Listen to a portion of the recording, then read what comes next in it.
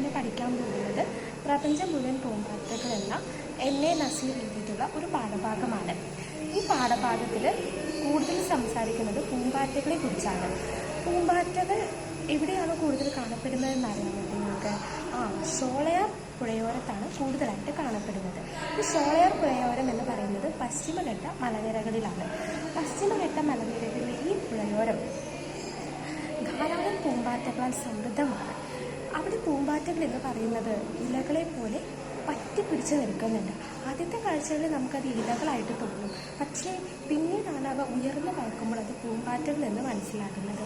ഇത് എഴുതിയത് എൻ.എ. നസീറാണ്. എൻ.എ. നസീറിനെ കുറിച്ച് നിങ്ങൾ കേട്ടിട്ടുണ്ട്.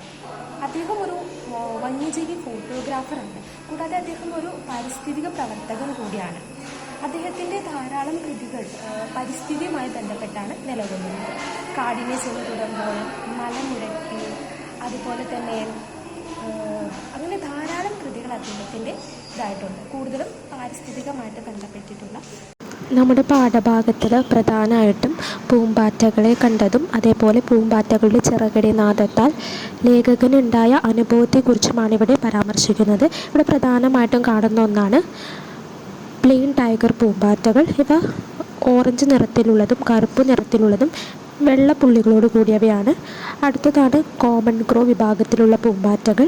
ഇവ വളരെ സുലഭമായി കാണുന്നവയാണ്. കൂടാതെ ഗ്രാസ് യെല്ലോ പൂമ്പാറ്റകൾ, അതായത് മഞ്ഞ നിറത്തിലുള്ള ഭംഗിയാർന്ന പൂമ്പാറ്റകളുണ്ട്.